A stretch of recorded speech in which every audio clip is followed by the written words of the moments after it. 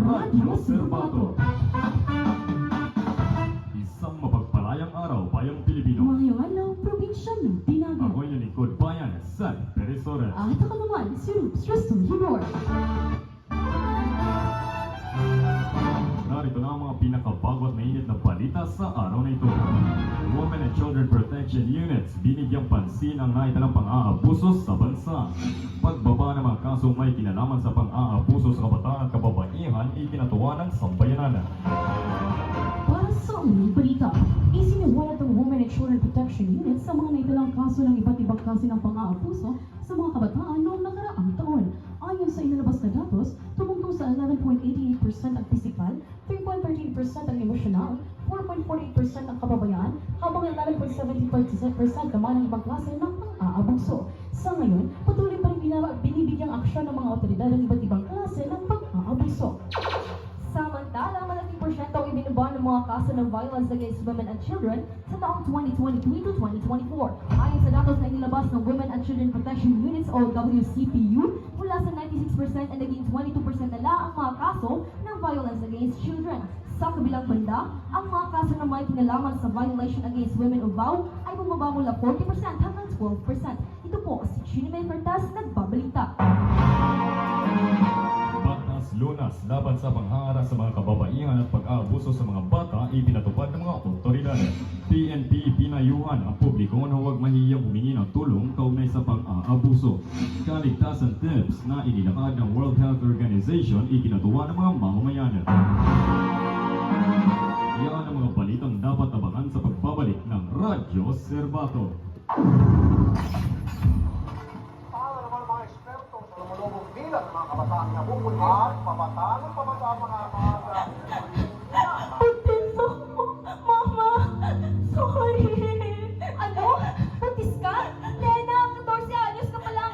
Paano na pag-aaral mo? Hindi ko mo inakala na ganito ang mangyayari. Pasensya na, Mama. Pagpapatuloy ko pa ang pag-aaral.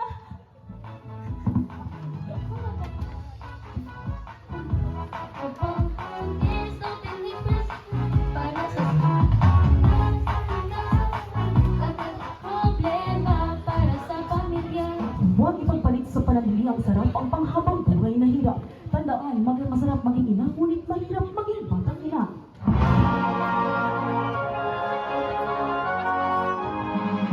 Pagkas Lunas laban sa panghara sa mga kababaihan at pang-aabuso sa mga bata ipinatupad ng mga otoridad.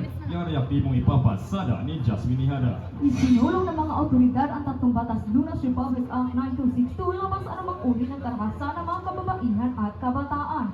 Layunin din nilang protektahan ang mga bata sa lahat ng uri ng pang-aabuso, pagbabarya, kalupitan, diskriminasyon at lahat ng kondisyon na hadang sa kanilang pag-unlad.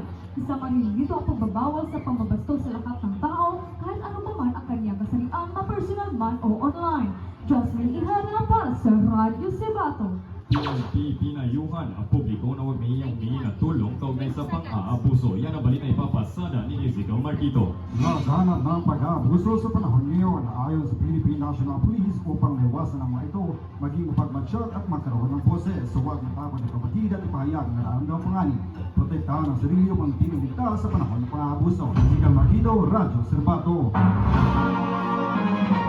Kaligtasan tips na inilahad ng World Health Organization ikinatuwa ng mga mamamayan. Para sa uling balita, Michael Elieka, ipasada mo. Ito ang World Health Organization ang mga kaligtasan tips na maaaring sundin ng mga mamamayan. Ang dila, mas nakakainam pag ang mga tao ay marunong makinig at maniwala sa NSTEX. Kung iligtas ang mga lugar na kinaroonan at pinapagpropado ng mga personal na impormasyon. Sa pamamagitan ng text, mas mapalimit ang kaligtasan ng mga individual. Mali-inggan ng Radyo Serbato. Maraming salamat, Manny. Kasama ang buong pwersa na DSDR 92.7. Kami po ay lubos na nagpapasalamat sa walang sawang pagsuporta. Kami po muli yung lingkod, Seth Perisores. At ako naman, si Rups Rasul Hibor. Sa bawat butil ng kanin, gulang na kinakain. Kami ang lubos na nagpapasalamat sa bayan walang sawang nagpapabagay ng serbisyo para tayo ay may mahihain.